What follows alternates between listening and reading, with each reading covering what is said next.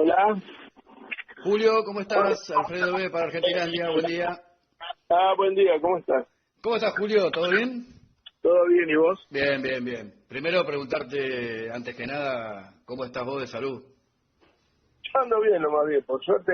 Un Buenísimo. poco resfriado nomás, Sí, pero propio de la época. propio de la época. Bueno, Bueno, todo buenísimo. bien. Es una buena noticia que estés bien de salud, Julio. Es lo más importante. Eso es lo más importante. Julio, a ver, lo primero que quiero preguntarte,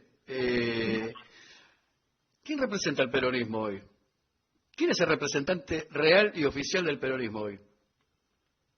Y Según... eso se tendría que definir en la paso por venir, claramente. El que gane el peronismo, el que gana, manda, conduce. Y la verdad que tenemos la mayor representante del espacio, todavía no se sabe si va a ser de la partida. Seguramente si es de la partida no va a haber paso. Con lo cual, naturalmente se pondría al frente del peronismo, pero después viene la elección y hay que ganarla, si no, la conducción se hace difícil. Creo que todo eso está en la cabeza de Cristina, toda esa evaluación se está la está analizando, más allá de que yo la conozco a Cristina y pocas veces, vos sabés que yo diciendo con muchas cosas de ella, pero debo reconocerte que no, rara vez dijo una cosa e hizo otra. Después a lo mejor la forma o el método en que lo hace o elige puede ser discutible, pero siempre avanza en una determinada dirección. Si dijo que no iba a jugar, yo tengo que creer. Ahora, obviamente hay un acto previsto para el 25, depende mucho de la capacidad de movilización, del nivel de reclamo, de las consignas, de un montón de cosas que obviamente hasta último momento, hasta el día de cierre de presentación de las listas, nada está jugado ni está definido, pero obviamente va a estar al frente del peronismo aquel que gane las PASO, por lo menos hasta el momento de las elecciones, y después se verá el resultado. De todas maneras, hay un amplio sector del peronismo que se ausentó a votar en el año 21, obviamente a los que hay que enamorar para que vayan a votar de vuelta, porque si las listas la gente intuye que están impulsadas o puestas a dedo, por quien sea por Cristina o por cualquier otro, me refiero a las listas de concejales, de diputados provinciales, de diputados nacionales, etcétera, etcétera. Bueno, evidentemente ahí, si las listas son de la índole de las que intentaron representarnos en el 2021, me parece que el faltazo al comicio va a ser muy importante. Yo siempre doy el ejemplo, un contraejemplo, si se quiere, en el comicio en La Falda, provincia de Córdoba, donde son mayoritariamente radicales, es decir, no son del espacio del peronismo, votó el 51-52% de la población, claramente indica de que ha habido hay una voluntad de abstención importante, ¿no? Creo que ahí está el dilema, ¿Cómo ese lograr escenario... a través de una lista virtuosa que Sí. la gente vaya a votar? Ahora, ese escenario, Julio, a ver, sería el peor escenario porque volveríamos a repetir lo del 2021, donde, bueno, termina ganando Juntos por el Cambio con la misma cantidad de votos que habían sacado antes, obvio. O sea, al estar el ausentismo en la votación, o sea, volvería a pasar lo mismo del 21, o sea, si pasaría eso. Sí, con la salvedad que el turno de elección de medio término, de legisladores, ahora se juegan otras cuestiones, ahora se juega el poder político de quién conduce el Estado, quién conduce la administración del Estado, los recursos del Estado. Y sobre todo la política económica, de lo que va a estar tirando la gente ante el desastre que significa para los bolsillos de todos nosotros el tener ingresos de pesos y tener una inflación galopante, ¿no? Ahora, voy a ir al otro escenario, ¿no? Un escenario, obviamente, es que se presente Cristina, bueno, se termina el tema de las PASO, bueno, van con candidato único. Ahora, ¿qué pasa si si Cristina termina no candidateándose, no presentándose? Porque no se ve no se ve a alguien que tenga realmente la capacidad de voto del que tendría Cristina, suponiendo que se presente. Y claro, lamentablemente toda esta incógnita, que no es precisamente Cristina la que la plantea. Es decir, Cristina ya dijo que no iba a ser candidata. El otro día, hace 3 días, 4 días, cuando dijeron que era presidenta, dijeron no se hagan los rulos. Claro. O sea, van dando todos indicios negativos. Y hay una enorme voluntad de un cierto sector del peronismo, yo te diría, a lo mejor representado por La Roque, que me parece un tipo, un gran dirigente, un gran compañero, un gran militante, que ellos tienen puesto toda su expectativa en la presentación. Si le falta el candidato, es como van a andar con una rueda pinchada en materia Claro. de cómo militarse el comicio. Bueno, ahí está el problema, ahí está la gran discusión. Ahí está el quid de la cuestión. Claramente, hoy el espacio está lleno de palos y además con una mochila de piedra que es el Frente de Todos, que claramente, digamos, Frente de Todos, si uno lo quiere plantear en términos generales, es el peronismo, más el albertismo, que más allá de que Néstor Alberto sea presidente del partido, es un proyecto progresista, aliado a la socialdemocracia europea. Nada más alejado de la doctrina de la socialdemocracia europea que el peronismo. Totalmente. Bueno, ese experimento claramente ha fracasado. Si yo ayer escuchaba a algunos compañeros que discutían en algún programa de televisión y planteaban de que no era la culpa de Cristina la mala gestión de Alberto. En realidad, cuando Alberto fue anunciado el 19 de mayo del año 19, bueno, yo estaba preso todavía, Sí. pero fue un trago amargo. La propia vicepresidenta reconoce que para su hijo, para Máximo, también lo fue, porque dijo que no estaba de acuerdo, después el mismo Máximo lo reconoce. Todos sabíamos en qué sentido se iba a mover Alberto, cuál era su historia, su recorrido. El otro día, sin más, Cristina tuvo ese cruce de chicanas con Lustó. Lustó fue un engendro que propuso Alberto y obviamente Cristina designó. Me refiero cuando hablamos de que Cristina raramente, digamos, recula, por llamarlo de alguna manera, bueno, pero también cuando quiere avanzar en un sentido se equivoca. Si no, explícame vos, la designación de Alberto dejemos de lado, la designación de Graciela Ocaña y de Lustó en aquel gabinete. Explícamela. Claro, y vos, a ver, vos sos una de las personas que más conoce este tema. Esta chicana que hubo entre Lustó y Cristina, a ver, tengo que preguntarte, vos estabas ahí en ese momento, ¿para dónde jugaba Alberto?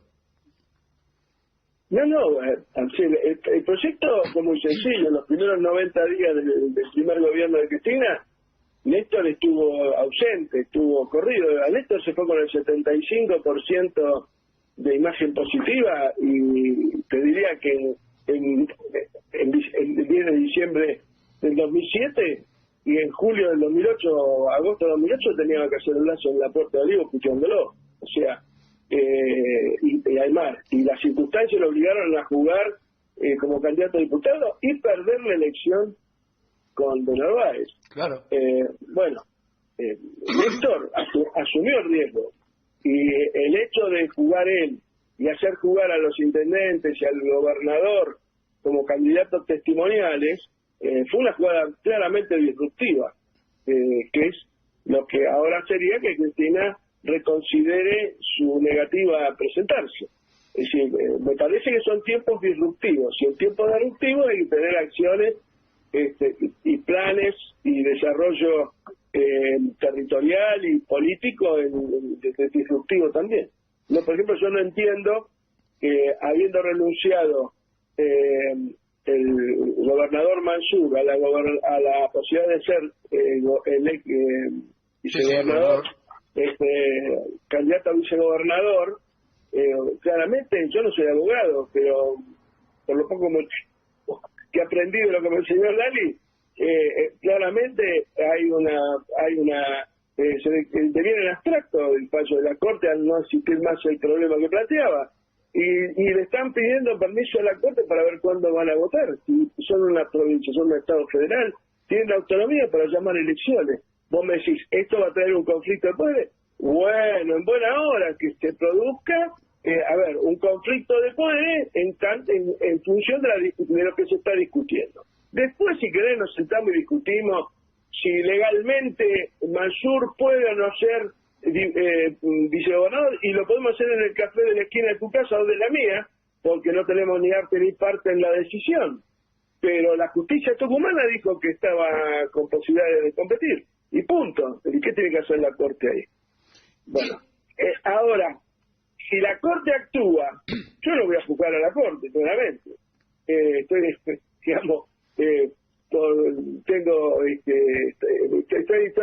inhabilitado por la general de la ley, por la cantidad de causas que tengo y demás, producto de una persecución política y también de un montón de compañeros que miraron para el costado en el momento que me desaforaron. Muchos. Ese desafuero mío es el principio de una etapa negra de del Poder Legislativo, en donde no solamente definió lo mío, tampoco declaró la inhabilidad moral de Milman, permitieron que avanzara el Poder Judicial en la conformación del Consejo de la Magistratura. Todo esto devino.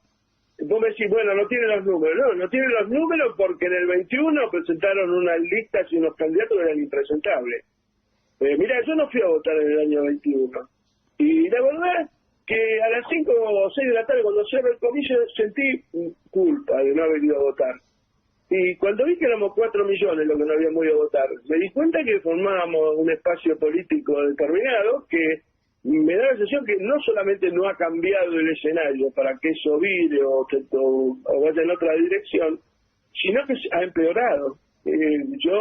Mi percepción es que de la derrota electoral va a ser muy importante.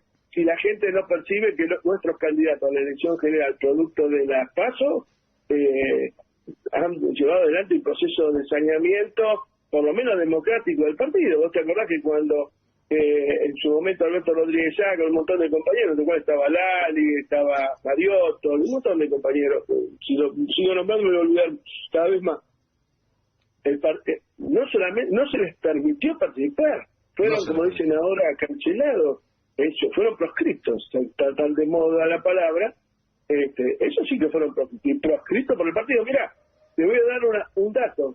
A Lali, que era afiliada junto conmigo al Partido Justicialista de Santa Cruz, ella había sido revisora de cuentas, yo fui congresal, como había venido a Buenos Aires, no es ningún misterio en Santa Cruz por qué estábamos en Buenos Aires y por qué todavía estamos acá. Fue claramente el producto de que fuimos funcionarios nacionales del gobierno de Néstor Kirchner, en los dos casos. Y bueno, nos cancelaron la ficha. Yo te voy a dar otro ejemplo, en Santa Cruz. Te voy a dar otro ejemplo. Yo me afilié al Partido Justicialista en el año 72, tenía 22 años. Cuando fui a vivir a Santa Cruz en el 82, se hizo un reafiliamiento de los partidos producto de todo lo que había pasado durante la dictadura. Bueno, se reafiliaban aquellos que no se le encontraba la ficha. Bueno, el partido de la capital de Buenos Aires, cuando me reafiliaba en Santa Cruz, le dije, bueno, yo era la afiliada del partido. Fíjate, ni la dictadura hizo lo que han hecho con nosotros. Por eso, hay muchas cosas que reparar. Ahora, si quieren remendar y no reparar, el hecatombe electoral va a ser significativo. Si pasa esto, Julio, todo lo que se hizo en el año desde el 2015 al 2019, incluyéndote las barbaridades, no quiero poner otro nombre, las barbaridades que se hicieron con vos y con muchos otros compañeros. Sí, con muchos otros. Pero esto se supone que, inclusive con Cristina. Sí, bueno, ni hablar. Más allá, y tal vez haya sido la más perseguida, si se quiere. Pero obviamente, en el momento en que la persecución me arreciaba, en vez de juntarnos, solidarizarnos, hacer una defensa conjunta, ahí tomamos actitudes individuales, como fue en su momento la cuestión de no pongo la mano en el fuego, una semana que yo fuera preso, bueno, un montón de cositas que sucedieron, bueno, en mi propio desafuero, que sucedieron, y que debido no es lo importante es que esa misma conducta del Poder Legislativo, de los bloques que debieran ser propios del Movimiento Nacional y Popular, no de debido, no hicieron la defensa del modelo anterior, del modelo de los 12 años, a tal punto no la hicieron que después el eslogan de la campaña fue "vamos a volver mejores", como si nosotros fuéramos una basura. Bueno, ¿sabés que no tenés se razón puede eso? todo el día y todo el tiempo andar con el calzoncillo sucio, porque ¿sabes qué pasa? En algún momento el olor sale, ¿está? A ver, acabo de decir algo contundente. Realmente, ¿por qué la campaña fue volvemos mejores, de verdad? O sea, si no, entonces, ¿qué fuimos? Realmente es un eslogan casi patético. Bueno, fíjate, a tal punto que hoy este compañero que hacía el personaje del cadete en la radio Navato, sí. Se presentan de candidato a jefe de gobierno de la ciudad con los Pelia Fernández. Y ellos dicen "vamos a volver peores". O sea, hay una reivindicación por la negativa, pero me parece por lo menos creativo el planteo y pone en blanco sobre negro, en ese chiste, en esa broma, en esa ironía, queda bien en claro lo que pasó. A veces el humor explica mejor que el drama. A veces lo explica mejor, en serio. Ahora, Julio, quiero un poquito más, porque vos fuiste uno de los primeros, si no el primero, cuando Cristina propuso a Alberto para presidente, obviamente que fuiste uno de los primeros que casi te diría, dijiste que todo lo que iba a pasar, la equivocación y bueno, y demás cuestiones, vos ya tenías esa visión política. Ahora, cuando uno habla de Alberto Fernández, por ejemplo, cuando uno habla de cosas que tendrían que haber pasado y no pasaron, hablo de Vicentín, hidrovía y un montón de cuestiones, ¿dónde lo ponemos, en qué lugar lo ponemos, Alberto? Porque una cosa es, a ver, se le puede decir, ¿qué se le puede decir? ¿Inepto? No. ¿Se le puede decir otra palabra? No. Entonces, no hubo un poco de... Esto me hago cargo yo, vos me dirás sí o no, pero cuando vos haces silencio, mirás al costado, también tenés una parte de responsabilidad o de complicidad. No, lo que pasa es que era evidente lo que iba a pasar. Y él, por eso te reitero, él fue producto del dedo. Si ese dedo vuelve ahora, va a ser enormemente negativo para el resultado electoral de lo que hoy es el mundo del Frente de Todos. Yo no estoy ahí, claramente. Yo soy peronista. Y voy a votar, o no voy a votar, en función de la propuesta que haga el peronismo en materia de candidato, ¿no? Claramente. Pero digo, no voy a votar más. Porque, te quiero preguntar, el día que quisieron asesinar a Cristina, ¿vos crees que ese tiro era un tiro no solamente a Cristina con lo que representa, sino era, si ese tiro sale, era un tiro para todo el peronismo? Creo que era la ruptura de alguna manera del pacto democrático que veníamos teniendo desde el año 83, de la sensación que ese tiro, además de los asesinos y claramente lo que se está viendo en este caso Milman, de quienes y de los Caputo, que fueron los que según aparecería en las investigaciones que se conocen a medias, a lo mejor tampoco son demasiado bien explicadas, pero se ve claramente que hay toda una conspiración para matar al otro, para matar a ella, y fundamentalmente para, al igual que durante la dictadura, la desaparición física del adversario. Creo que esa etapa en la Argentina había terminado. Me da la sensación que se abrió un capítulo muy peligroso en ese sentido. Creo que además el atentado es producto de la debilidad en que dejó a Cristina el accionar del gobierno de Alberto Fernández. Es decir, desde la elección de Marcela Lozardo para ministra de Justicia, la del propio ministro que está ahora, porque la verdad que yo escucho periodistas muy allegados al espacio del Frente de Todos, quiere hacer unas críticas terribles. Nosotros, los de Gulali sobre todo, lo ha dicho claramente. La hermana del ministro de Justicia vino especialmente de Neuquén a votar mi desafuero, no es que no bajó. No, sí, pero viajó vía Neuquén. Ellos son de General Roca, pero vino de Río Negro a votar mi desafuero. Pero a votarme en contra, o sea, a votarme para que me eche. Bueno, nosotros nos queríamos comer mientras la doctora Carrió nos anatematizaba todo el tiempo. Cuando empezaban las sesiones, lo primero que hacía, se cruzaba el recinto y se daban un beso con Emilia Soria. O sea, más allá de la relación personal que tenían con el padre de los chicos Soria, algo de muy mal gusto, ¿viste? Algo de muy mal gusto. Más que de mal gusto. Todas estas cosas hay que analizarlas, todas estas, digamos, genuflexiones ante el poder instituido del Círculo Rojo son las que le colocaron a Cristina en una debilidad enorme. Entonces, en vez de refugiarse en aquellos que dieron alma, corazón y vida por el modelo que Néstor y ella encarnaban, se apoyó en gente que en los genuflexos. Nosotros nunca fuimos genuflexos, por eso nos tocó sufrir la prisión, ¿no? A ver, justo hablando de prisión y de justicia, ya sabemos cómo está el tema de la justicia en Argentina, pero esta parte de que no cambió nada, a ver, no cambió nada desde el 2019, cuando se suponía que toda esta historia iba a cambiar, la doctrina Urso y todo este tipo de cuestiones, no lo hace a una parte, no lo hace, por ahí es fuerte lo que debía decir, pero si nos maneja la justicia haciendo lo que quieren, seguimos teniendo una especie de terrorismo de Estado.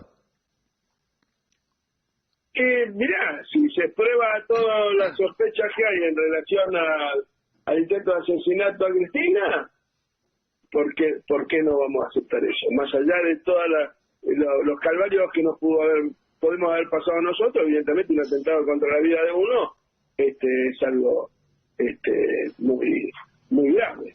De hecho, bueno, nosotros estamos alojados en una cárcel de máxima seguridad. Yo jamás tuve un problema con ningún recluso, pero nuestra fragilidad ahí adentro es enorme. Si no hubiera habido buena intención y de alguna manera los demás compañeros que estaban recluidos entendían nuestra situación, claramente. Ninguno de nosotros tuvimos problemas en el penal. Pero no nos pusieron ahí precisamente para que no los tengamos. Por eso digo que de todas las claudicaciones que vos nombraste, vos habías hablado de Vicentín, de la hidrovía, de un montón de cosas. Sí, de la deuda principalmente. El mismo proceso ahora de recuperación de las centrales hidroeléctricas para la provincia de Neuquén y Río Negro, que está en disputa. Aparentemente la Secretaría de Energía cree que es conveniente continuar en algo parecido a lo que se hizo con la hidrovía, con las concesiones, que son un fracaso. No invirtieron un peso, simplemente tomaron una inversión que hicimos todo el Estado, para lo que están haciendo con el gasoducto, de este famoso gasoducto Néstor Kirchner. Han hecho una inversión enorme, pero los que van a sacar, hace poco los otros días saqué una nota en los medios en relación al tema del gas, han hecho una inversión enorme, pero fíjate vos, el gas que falta del invierno lo importa en ARSA, ¿no? Sí. Y el gas que excede, o que entre comillas excede en Vaca Muerta o en la cuenca austral, en la cuenca austral se lo regalan a Metanec, que es una empresa la canadiense instalada en Chile del otro lado del estrecho. Y bueno, ese gas se vende más barato de lo que NAFTA paga el importado. ¿Cómo puede ser? Nosotros entre el 1994 y el 2004 se le regaló, podemos decir, al sistema económico chileno un 20% del Producto Bruto Interno de Chile. ¿Por qué? Porque si hubieran tenido que gastar gasoil o carbón para generar la energía que generaron con nuestro gas, hubieran gastado un 20% de un Producto Bruto Interno chileno. Si lo llevamos a la Argentina, suponiendo que el Producto Bruto Interno argentino esté entre 500.000 millones más o menos, son 100.000 millones de dólares, prácticamente es el doble del quilombo que tenemos con el Fondo Monetario. Es decir, Y nosotros, es decir, la propia vicepresidenta dice, bueno, estamos en un sistema capitalista, bueno, Chile también. ¿Qué es el capitalismo? Es competencia. Nosotros le estamos regalando el gas a Metanex, que se procesa en Chile, lo vende Chile, lo exporta Chile, y los dólares son para Chile y para Canadá. Bueno, esto es lo que nos cierra, que yo traiga dólares de Bolivia a $17 y los venda gas en la frontera neuquina a $7, $7 y pico, o 8, y lo venda a $4 en la frontera sur con Punta Arenas a Metanex a $4. Bueno, es una encargada, esto es lo que no puede ser más. Y por ahí dice, no, ahora con vaca muerta va a sobrar el gas. Y si sobra el gas, hagamos industria de gasoquímica, pero no se lo regalemos a nuestros competidores comerciales y exportadores. Y estás explicando algo terrible encima con la falta de dólares que hay en este país. ¿Quién es quién es el que firma eso? ¿Realmente quién es el que firma o quién lo avala? No, la Secretaría de Energía, no importa el nombre, es la política errática que sigue el gobierno. Es decir, Camesa es la que te provee de energía vos a tu casa a través de la distribuidora de Norte, de Sur, que fue las provinciales. Camesa pagan $9.80 el gas para generar energía. Y le están vendiendo a $4 el gas a Metanex. O sea, vos pagás $5 más que lo que mandan a Metanex. Y el argumento que dio la Secretaría de Energía era de que, bueno, no, porque había bajado el precio de la materia prima del metano, que del producto que vende Metanex, que es un producto esencial para fabricar poliuretano y otros productos plásticos. ¿Y qué culpa tenemos nosotros? Si baja, nosotros lo bajamos. Mira, yo te voy a decir lo que hicimos nosotros. Cuando faltaba el gas en el territorio nacional, lo primero que hice yo, y por directiva del presidente Kirchner, y Cristina estaba de acuerdo también, fue cortar las exportaciones de gas a Chile, tanto en Metanex como en la zona de Santiago. Voy a Santiago de Chile una visita oficial y un periodista me pregunta, ¿por qué nos cortó el gas? No, le digo, les corté el gas porque no alcanza en la Argentina, no es un problema contra ustedes. Digo, además le voy a decir una cosa, en la frontera, ese gas en aquel momento se vendía a $2 el millón de BTU. Y en las puertas de Santiago lo vendían a 29. Y era la misma empresa en territorio argentino que usando la frontera tenía otro nombre, pero las ganancias se las llevaban ellos. O sea, había 20 veces de ganancia, 200% de ganancia, 2000% de ganancia. Es una barbaridad. Bueno, nunca más me preguntaron en Chile cuando iba por esto. Y lo entendieron claramente. Ahora la relación, creo que estaba en frontera a $8, $8.30, y en Santiago lo estaban vendiendo a $48, $49. Bueno, lo pagan los chilenos, y nosotros también. Porque esos $49 son los que nos tendrían que pagar a nosotros en la frontera. De regalías a los neuquinos, de regalías a los santacruceños y a los fueguinos, y no de esa manera. Toda esta expertise que tenés sobre el tema, Julio... Julio... Toda esa Valencia explica el proceso inflacionario, todas esas cosas. Vicentina, hidrovía, las hidroeléctricas, toda esa explica el proceso inflacionario. Y nosotros estamos haciendo un gasoducto para exportar gas a Brasil, para que ingresen dólares. Y los consumidores argentinos, la industria argentina, bien, gracias, que se jodan, van a pagar el gas el mismo precio que pagan los industriales brasileños o los chilenos sin que tengan ellos un gramo de gas. Esto que hablas de esta macroeconomía que no se ve, no se habla, no nadie lo dice, es una cosa que está bajo 7 llaves, porque la verdad que nada, vos con toda la expertise que tenés en esto que estamos hablando, como dije recién, de la macroeconomía,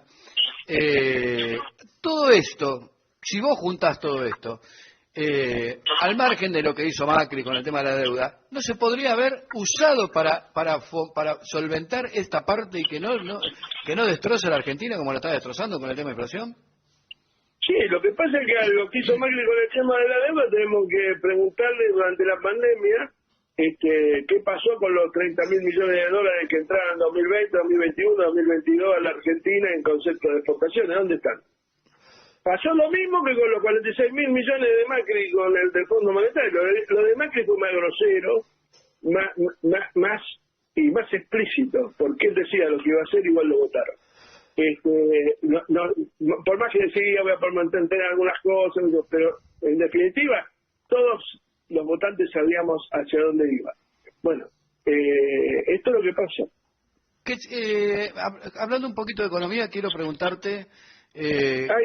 por esto que te decía anteriormente, hay una causa que estoy investigando un nuevo fiscal italiano por la importación de artículos de lujo, de helicópteros y de aviones y demás, inclusive por el propio gobierno, autorizadas por el gobierno. Igualmente el pago de deudas dentro del mismo, de la filial argentina a la casa matriz. Es la misma situación. A ver, quiero preguntarte algo, Julio.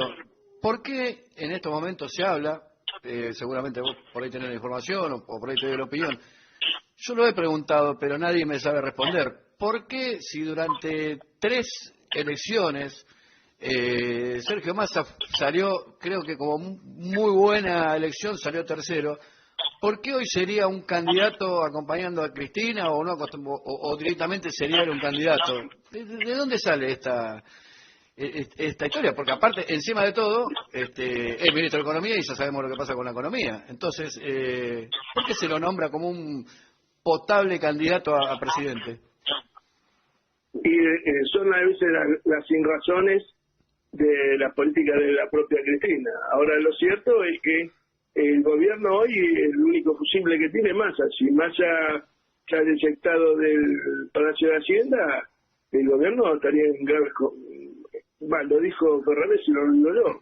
Vino a ocupar el Ministerio de Economía para que no llegue el helicóptero. Después veremos si las cosas que hizo, estamos viendo que no, en materia económica no ha tenido resultado. Vamos a ir al por qué el peso dejó de $2, por qué la aduana permitió el ingreso de estos productos extranjeros, o sea, de estos aviones, estos artículos de lujo extranjeros. Podemos buscar 50.000 argumentos, pero la verdad es que hoy es el fusible de la gobernabilidad. Yo lo enfrenté cuando estaba preso en una lista por gentileza, inclusive de Santiago Junio, que me ofreció acompañarlo, y a mí la verdad que primeramente que coincidía con algunas de las cosas que planteaba, pero por otro lado me permitió tener visibilidad política cuando todos me tenían abajo la alfombra. Y eso yo le voy a estar eternamente agradecido, casi fue un gesto de solidaridad más que político. Pero bueno, los compañeros votaron la masa. O sea, yo la verdad es que en lo personal no tengo nada contra Massa, obviamente son públicas mis posiciones y obviamente hay un montón de temas en que no coincidimos.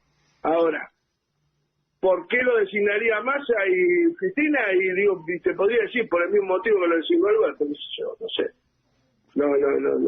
No encontraría explicación.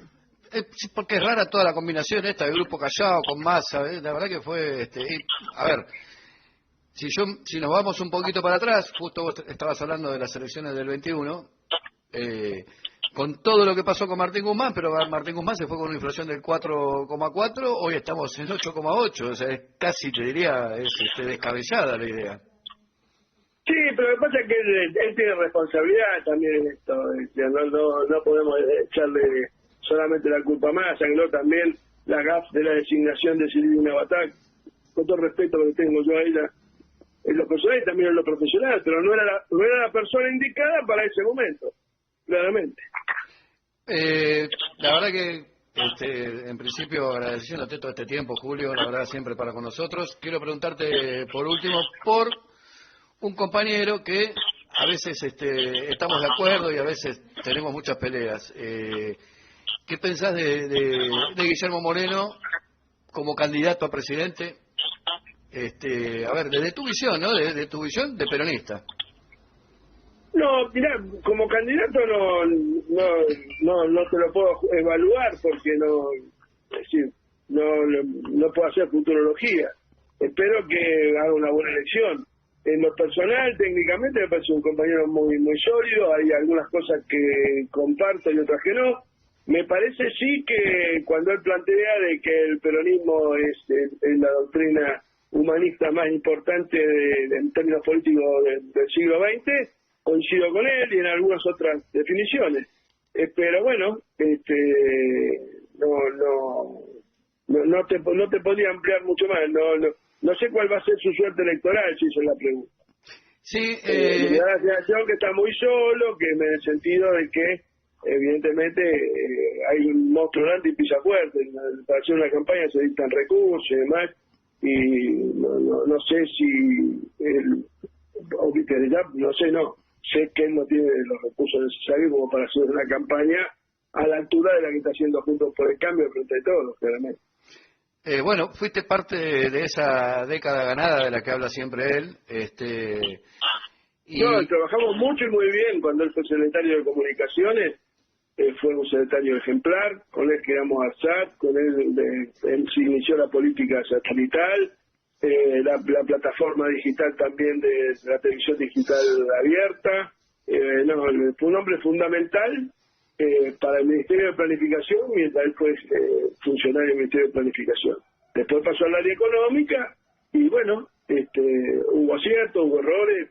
También coincido con él en que el gobierno de Cristina tuvo un quiebre en abril del 2012, que si bien hubo la recuperación de YPF, después pusimos en YPF a un gerente de las mismas empresas del mismo tenor de la que queríamos sacar porque no había dado resultado. Y bueno, en eso coincido con él y por supuesto creo que fue absolutamente negativa la política del programa del gas actualmente, que generó la posibilidad de dolarizar las tarifas, el precio del gas. El tema ese fue un tema muy grave y que generó también un proceso de devaluación en el mes de enero del 2014, que también fue muy negativo. En eso coincido con Moreno, realmente. Coincidís también que un poco él le echa mucho la culpa a Kicillof, que dice que también fue un gran error de Cristina. ¿Coincidís en eso? Mira, yo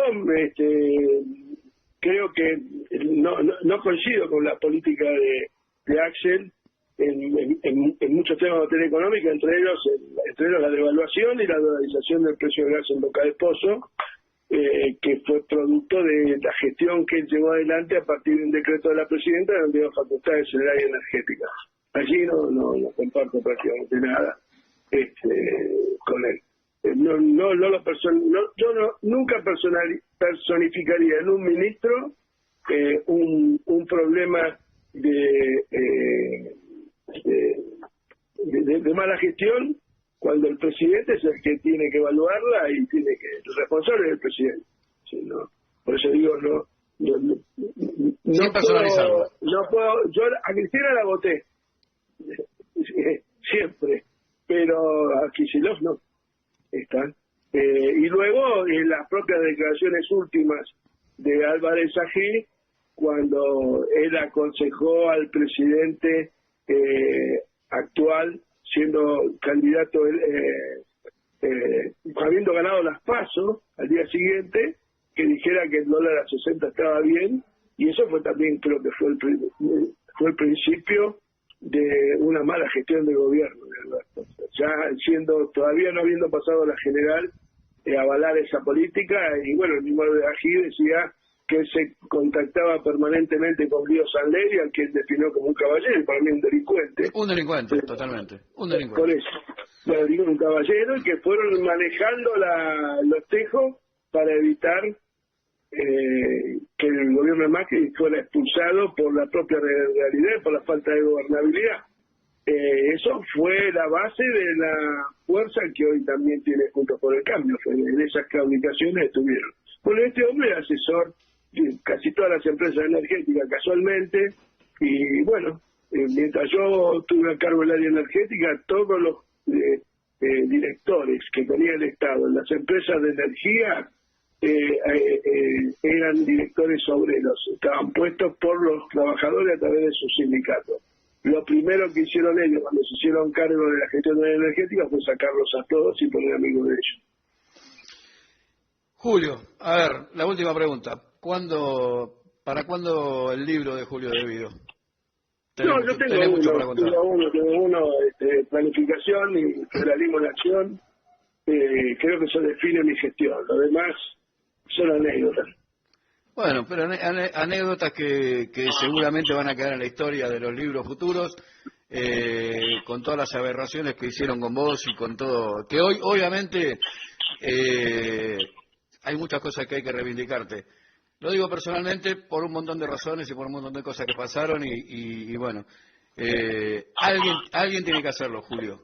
Realmente algún compañero tiene que hacerlo, o muchos. Tiene que venir la reivindicación. Así que por lo menos es lo que pensamos nosotros, Julio. Sí, en realidad, más que mi persona, lo que hay que reivindicar es el legado de Perón y de Néstor, que esto es lo que todos los días no se hace. Eso habla de tu persona, Julio. Te agradecemos muchísimo y te deseamos lo mejor como siempre. Gracias, un abrazo. Un abrazo y un gran saludo para tu compañera. Listo, hasta acá. Chao.